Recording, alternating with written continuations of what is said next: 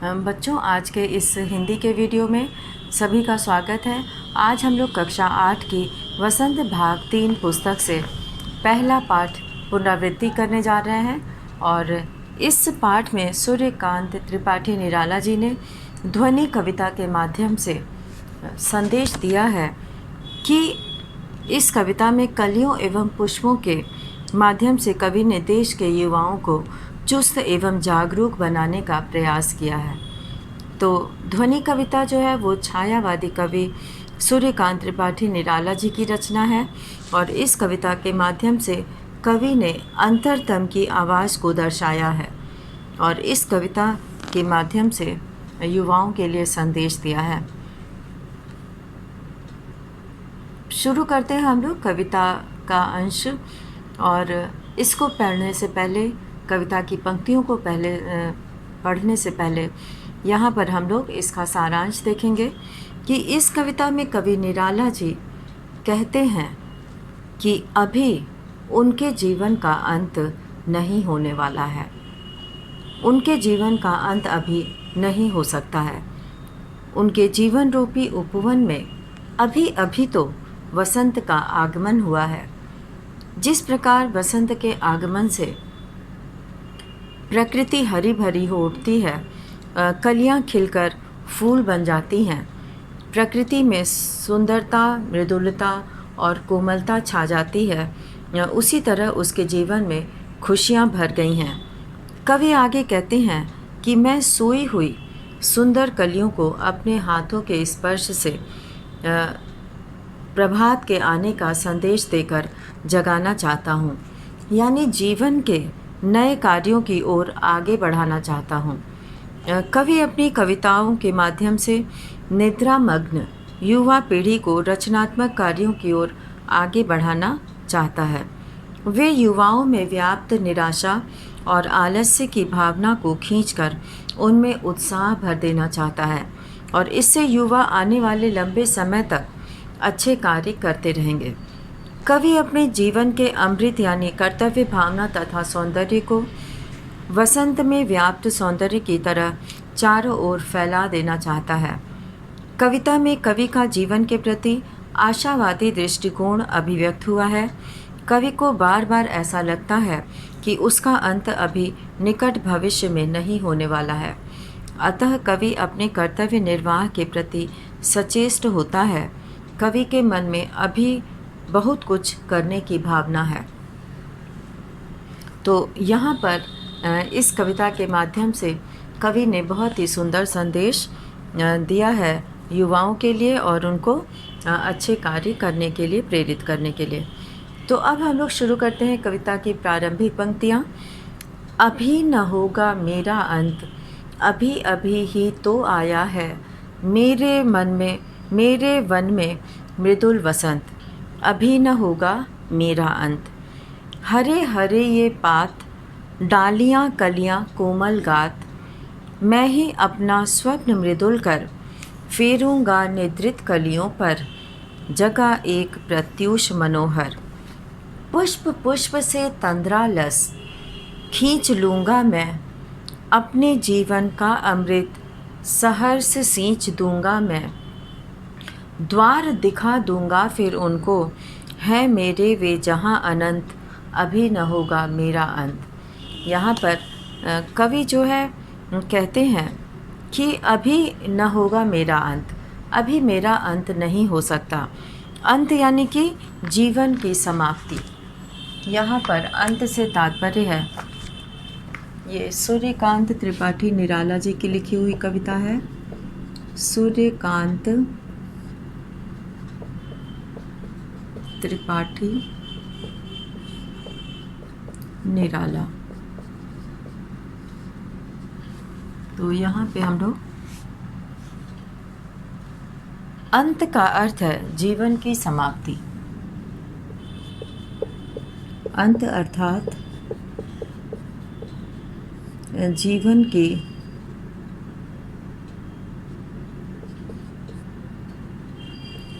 की समाप्ति।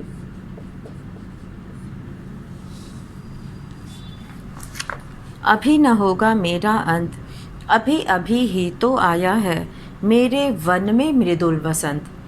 वन में अर्थात जंगल, जीवन रूपी वन। वन का अर्थ होता है जंगल, लेकिन यहाँ पर जो इसका प्रयोग है जीवन रूपी, जीवन रूपी, यहाँ पे जंगल से तात्पर्य है, वन से तात्पर्य है जीवन रूपी वन में, अर्थात इनका जीवन जो वन जंगल बन गया था उसमें मृदुल वसंत आया है। तो इनके वन में मृदुल मतलब कोमल, नाजुक, मृदुल, मृदुल मतलब कोमल, नाजुक। तो अभी जो है यहाँ पर मृदुल यानी कोमल, नाजुक, अभी न होगा मेरा अंत। अब यहाँ पर कवि संदेश देना चाहते हैं कि अभी उनके जीवन का अंत नहीं होने वाला है और अभी अभी वसंत की बहार आई है, और अर्थात मेरे कवि जीवन का उत्कर्ष हुआ है। तो अभी तो हमारा जीवन आगे बढ़ रहा है, अभी मेरा अंत कैसे हो सकता है। तो यहाँ पे पात का मतलब हरे हरे ये पात, डालियाँ कलियाँ कोमल गात। पात का मतलब है पत्तियाँ, पात का अर्थ है पत्तियाँ, और उसके बाद है कोमल मतलब सुकुमार, और कर मतलब हाथ, कोमल, सुकुमार, और गात मतलब शरीर।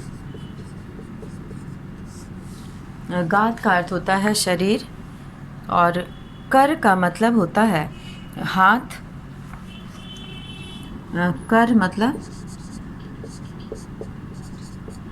हाथ, और प्रत्यूष,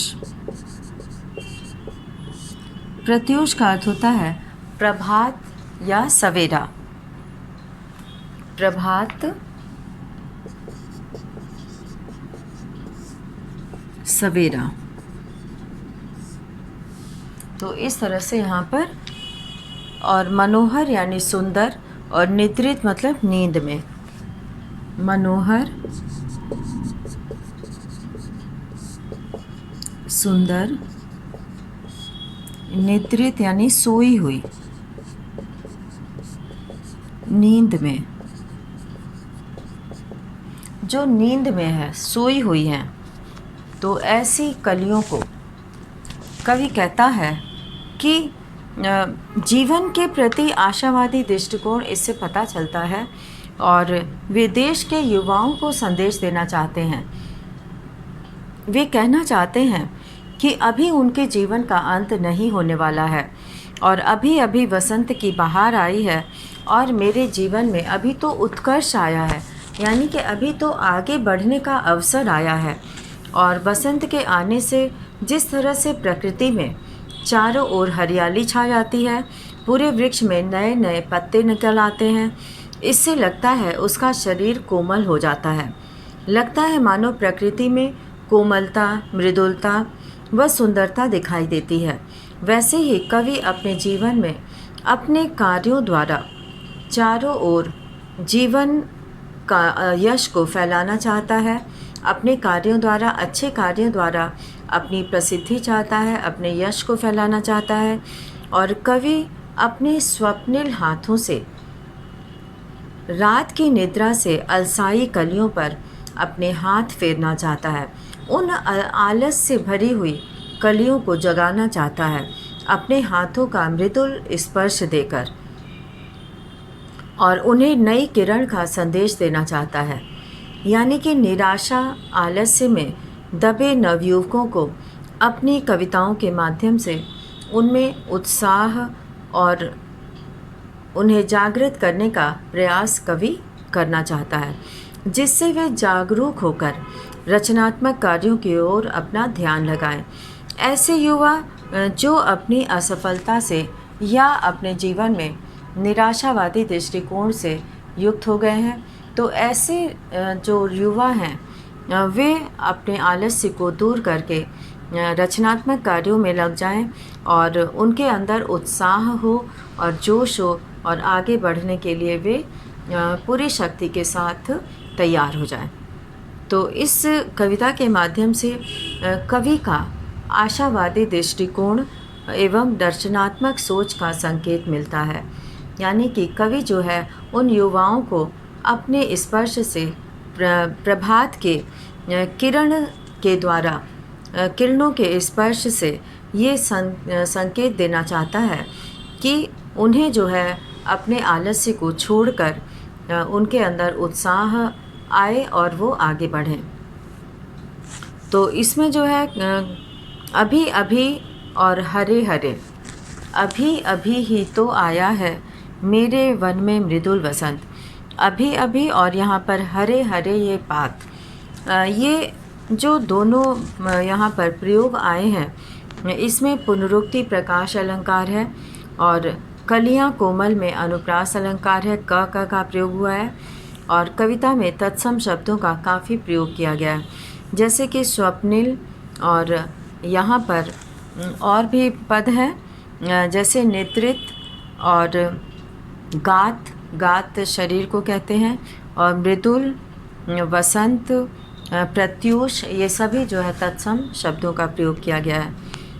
तो यहाँ पर अभी न होगा मेरा अंत, कवि ने ऐसा इसलिए कहा है क्योंकि वे बताना चाहते हैं कि अभी अंत नहीं होने वाला है और अभी अभी ही तो वसंत का आगमन हुआ है और वसंत के आने पर चारों ओर हरियाली छा जाती है जिससे उसका जीवन खुशियों से भर जाता है, वह उमंग से भरा हुआ है।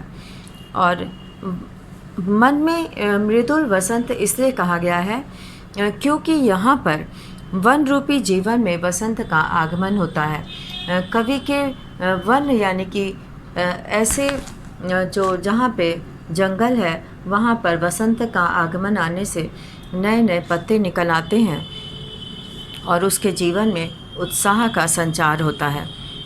तो यहाँ पे जो है वसंत के आगमन पर जो नए नए हरे हरे पत्ते निकल आते हैं, नई नई डालियाँ निकल आती हैं और जिन पर कोमल कलियाँ निकल आती हैं, जिससे कवि का जीवन खुशियों से भर गया है।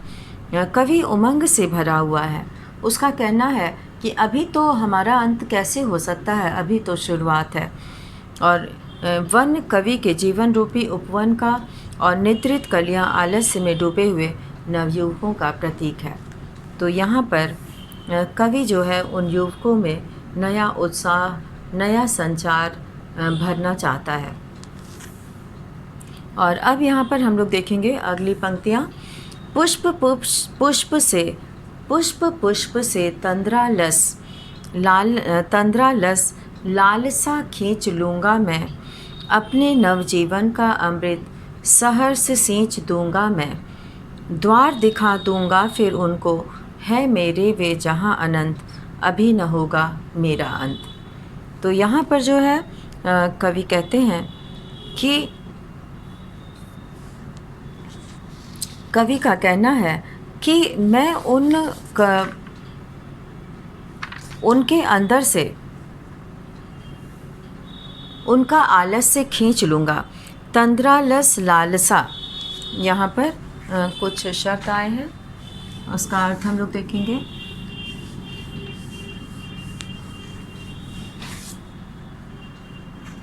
पुष्प का मतलब है फूल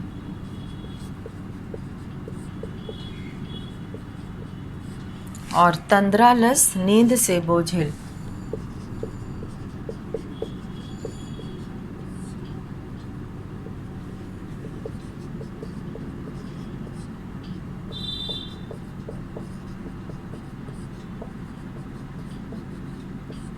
नींद से बोझिल।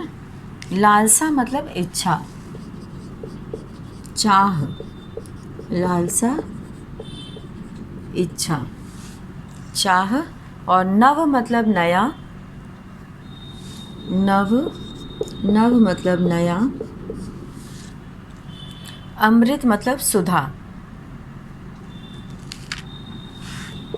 अमृत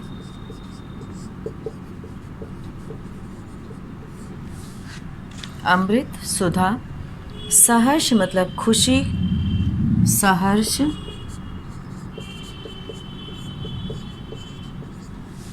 खुशी खुशी, खुशीपूर्वक।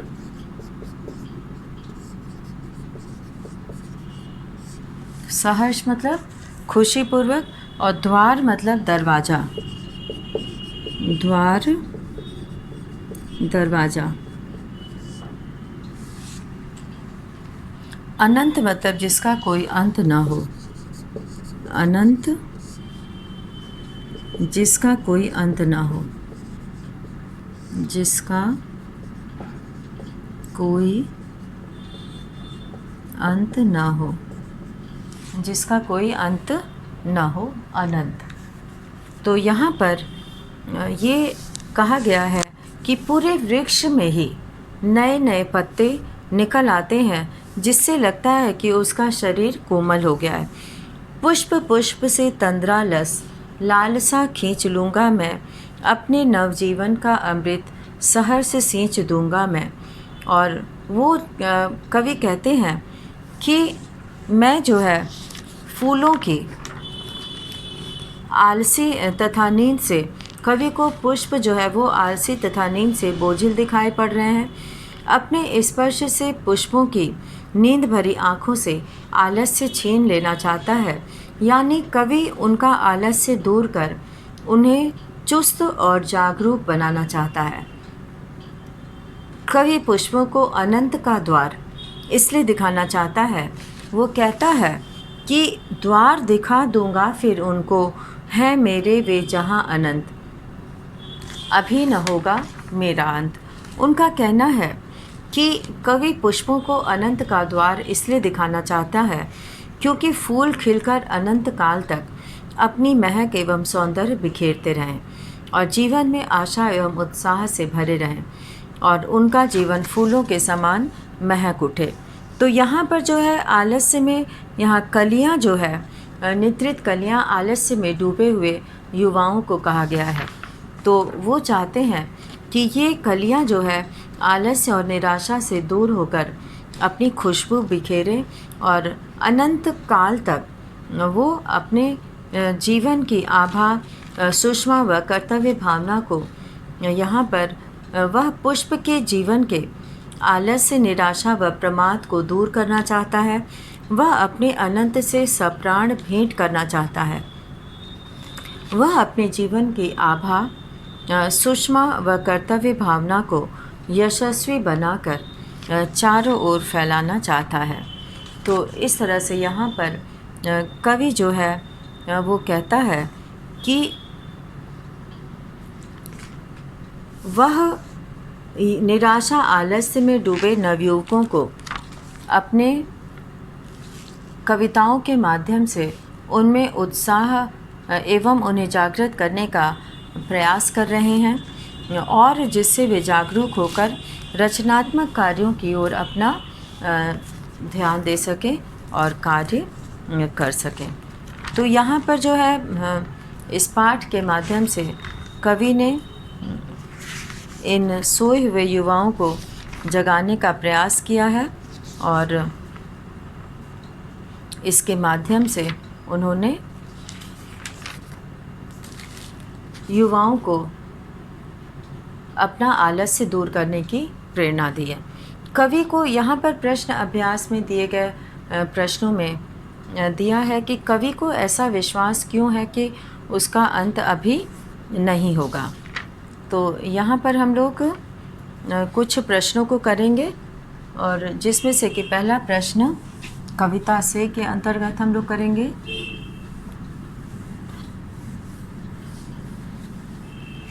प्रश्न अभ्यास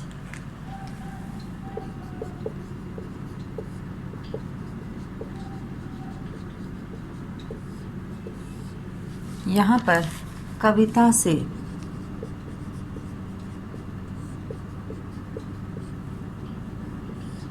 उत्तर 1 हम लोग करेंगे कि कवि को ऐसा विश्वास क्यों है कि उसका अंत अभी नहीं होगा। तो कवि को ऐसा विश्वास, कवि को ऐसा विश्वास इसलिए है क्योंकि इसलिए है क्योंकि अभी उसके मन में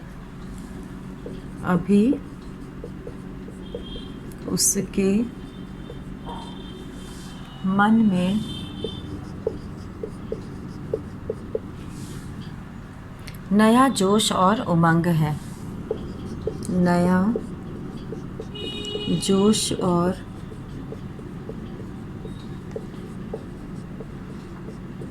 उमंग है। अभी अनेक नवीन कार्य करने हैं। अभी अनेक नवीन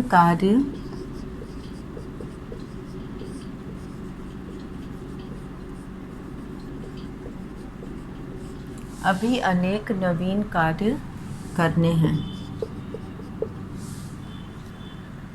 वह युवा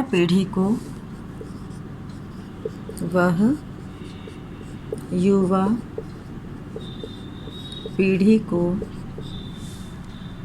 आलस्य की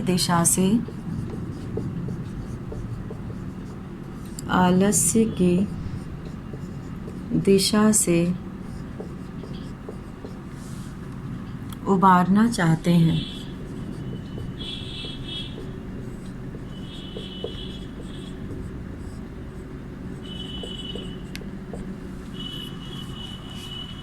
अब यहाँ पर दूसरा प्रश्न दिया हुआ है कि फूलों को अनंत तक विकसित करने के लिए कवि कौन कौन सा प्रयास करता है। इसका उत्तर हम लोग यहाँ करेंगे। उत्तर 2,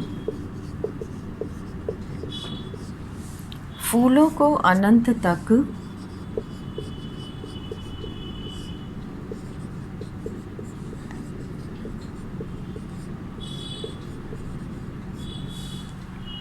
विकसित करने के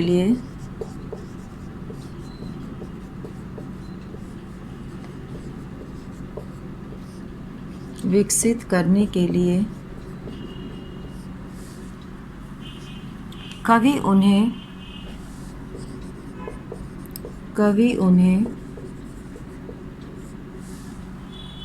कलियों की स्थिति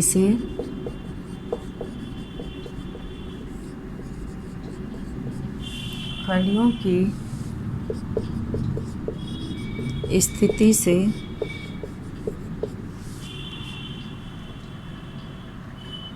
निकाल कर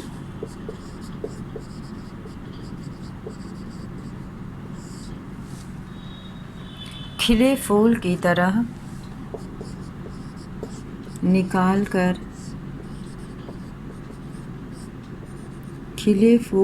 तरह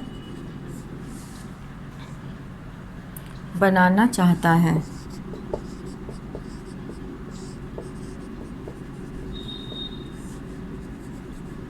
खिले फूल की तरह बनाना चाहता है। इसलिए वह कलियों को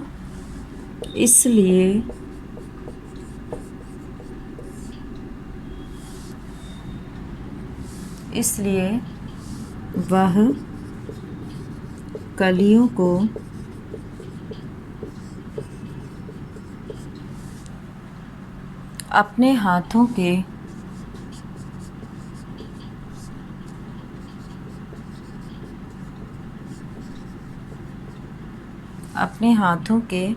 वसंती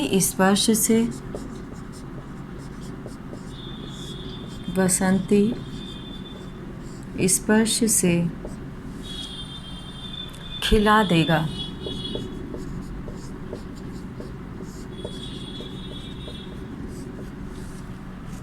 वह फूलों की आँखों से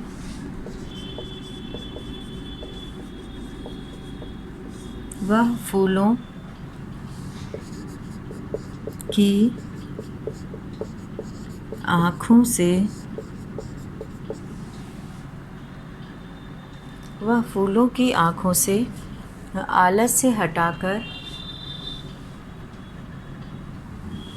आलस्य हटाकर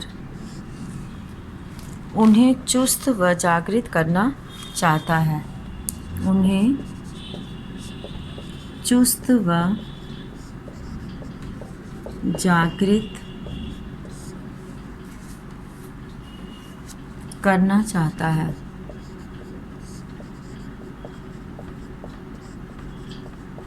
उन्हें चुस्त व जागृत करना चाहता है। और अब तीसरा प्रश्न है कि कवि पुष्पों की तंद्रा और आलस से दूर हटाने के लिए क्या करना चाहता है। तो उत्तर 3 हम लोग यहाँ लिखेंगे।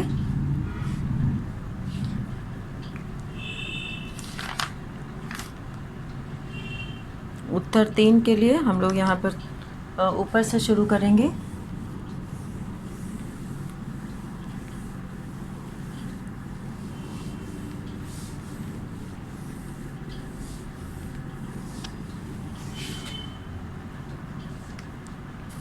कवि पुष्पों की तंद्रा और उत्तर, ये उत्तर है, उत्तर 4 है, 3 है, उत्तर 3। कवि पुष्पों की तंद्रा और पुष्पों की तंद्रा और आलस से दूर हटाने के लिए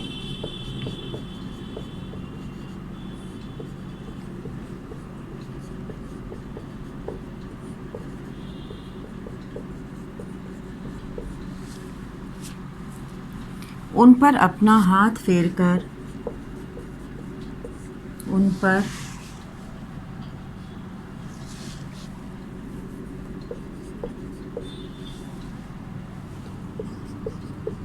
अपना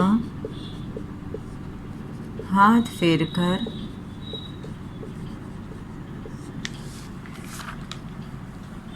उन्हें जगाना चाहता है। उन्हें जगाना चाहता है। हाथ फेरकर उन्हें जगाना चाहता है। तो यहाँ पर और वह उनको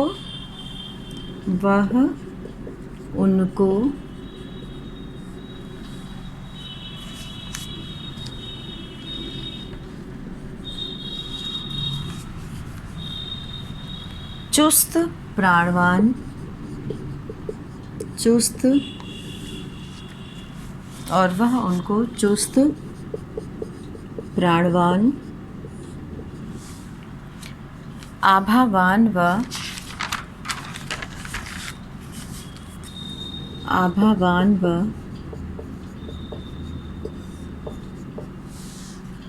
पुष्पित करना चाहता है। पुष्पित करना चाहता है। अतः कवि नींद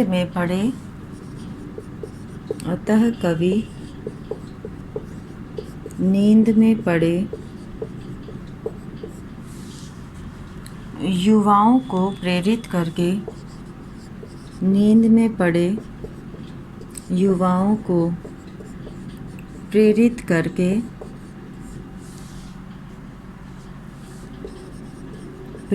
करके उनमें नए स्वप्न जगाकर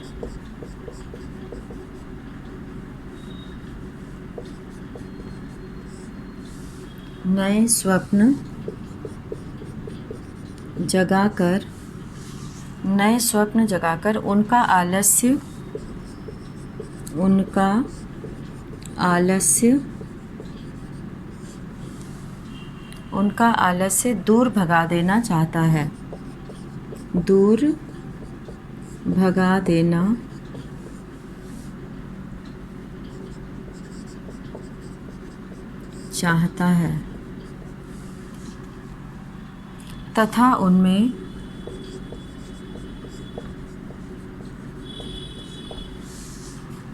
उत्साह का संचार, उत्साह का संचार करना चाहता है।